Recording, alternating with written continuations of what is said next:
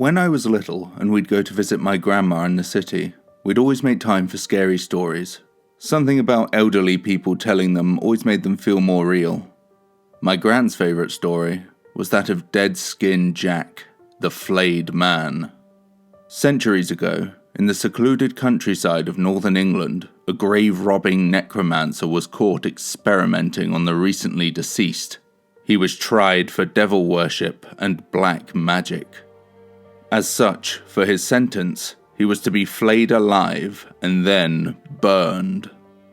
Well, they succeeded in the former, but not the latter. It was a public execution, of course, as they all were back then.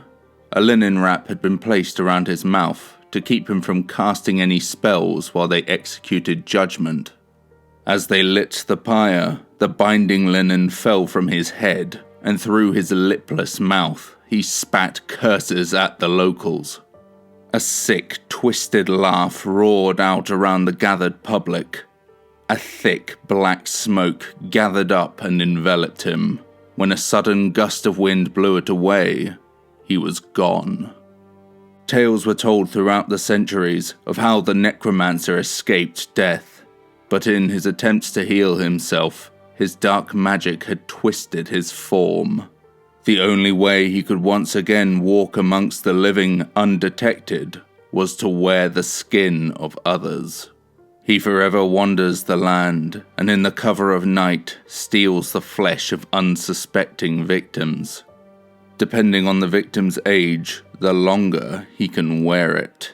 So the younger, the better. From this sick, putrid existence, he came to be known as Dead Skin Jack, the flayed man. Now, to a child, this story alone was creepy enough, but my gran wasn't finished. You see, she grew up in the same small, very remote town back in the 1920s. She said she was about 11 when this happened.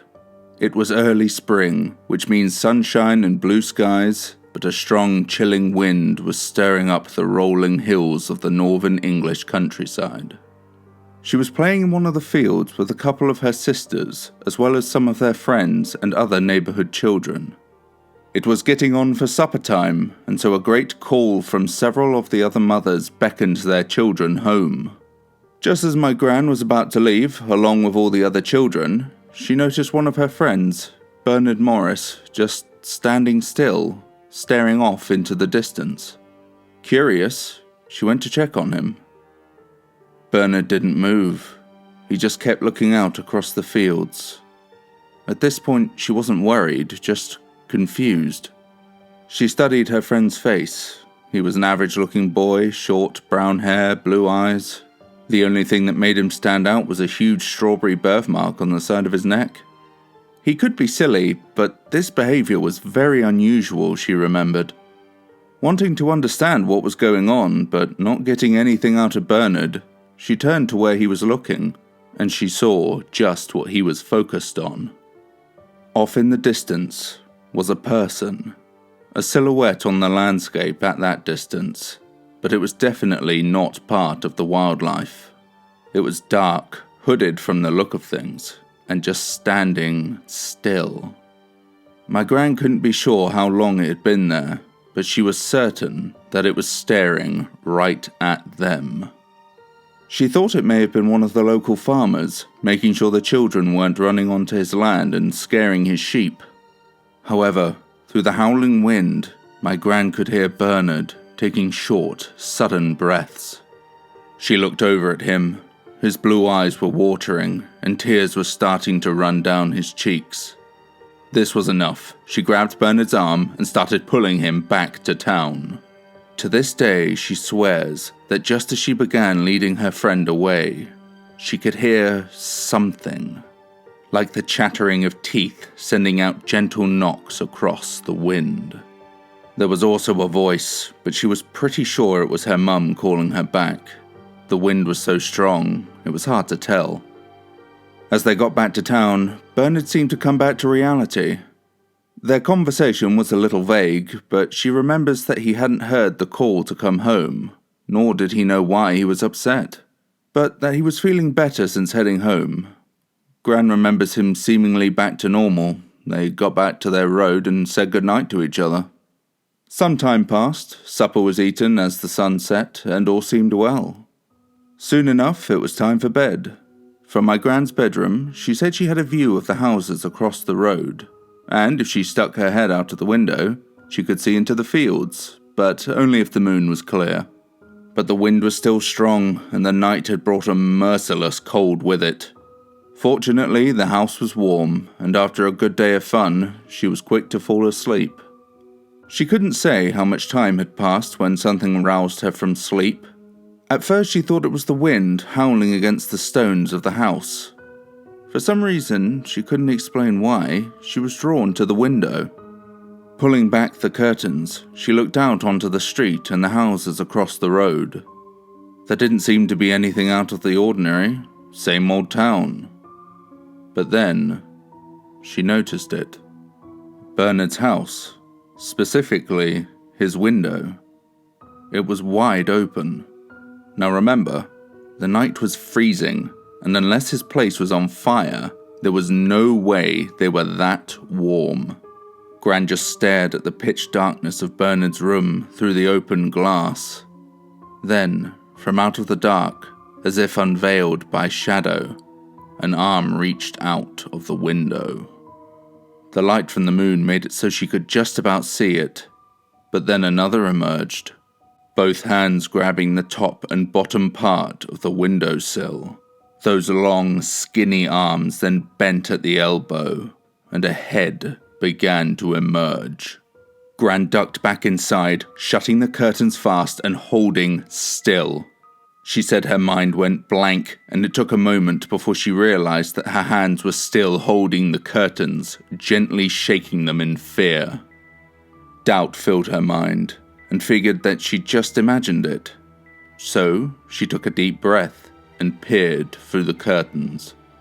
Her heart basically stopped when she saw a thin, giant figure hanging out of Bernard's window, staring across the road and at her window. Again she closed the curtains, but this time she ran back for bed. She had only seen it for a moment, but she knew Bernard and everyone in his family. This was not someone she recognized, and in the dull moonlight, it barely looked human. She lay in bed, thinking it was just her imagination. Monsters aren't real after all. They're just stories meant to give a good scare. A few minutes went by, and Gran began to settle down, enough to the point she felt she might try and sleep again. But as she closed her eyes to go back to sleep, an unfamiliar noise held her awake. It was a sequence of gritty thuds. The thuds stopped, but were followed by a quick succession of quiet knocking, like teeth chattering. Then, quiet. A low creak emanated from her window, then a series of groans from the metal frame. It sounded like something was trying to open the window into her room. Scratching and pulling on the window stilled her in terror. My Gran just lay in her bed, blankets pulled up to her eyes, heart pounding in her chest, desperately terrified that the window would open, and through the curtains, a monster would crawl into her room and pounce for her. But just as quickly as it started, it stopped. Gran was still frozen. She didn't move, she didn't sleep, or even make a sound until the sun was up. The wind eventually died down and filled her world with silence. The light shone in, and there was hope for peace. Until the horrified and heartbroken screams of Bernard's parents pierced her room, echoed through town, and cried out across the hills and fields. No one spoke of what really happened to Bernard, or at least not to my Gran, and as the years went on, she wouldn't ask. For the most part, she tried to put the entire night and all of the horrors it wrought out of her mind, forgotten. After some time, she got work at the local train station. To this day, she says it was her favorite job, outside of being a grandmother, of course. Coming from such a quiet town, it was so exciting to meet all of the different people coming and going.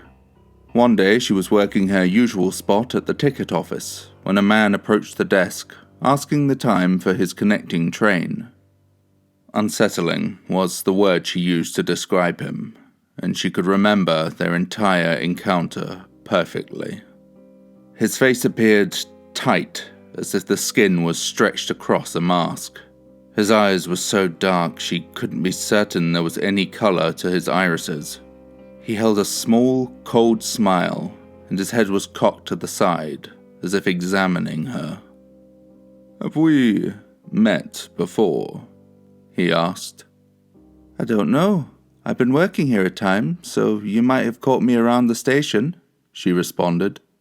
His eyes blinked twice in quick succession, but his head remained crooked. "I'm not so sure." He paused. "Are you local?" My gran knew better than to give her personal details to strange men, even back then, but her accent wasn't exactly foreign. "Born and bred." She straightened up his head. "Same here, though I've all but lost my accent. I do so love it here. No matter how far I go, I always find myself coming home." My gran said nothing, just smiled and nodded. "There's nothing quite like the seclusion of the townships and villages here. In a world that grows ever louder, I find these quiet communities to be reassuring," he added. A silence held the moment in an uncomfortable stillness. A voice announced an approaching train. The man turned his head and nodded. "That's me. Goodbye and take care." Gran shivered, as though there was an underlying threat in this farewell. He turned to leave, but as he moved, Gran glanced up at him one more time, and there, on his neck, was a strawberry birthmark, just like poor Bernard Morris had all those years ago. I can't say for certain just who that man was, but I can say this for sure. That encounter at the train station made my gran far more wary of old folk tales.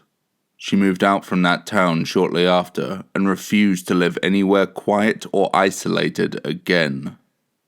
Sometime later, she met my grandpa, settled down, had children, lived well, and has never seen that man again. Or at least, so she thinks.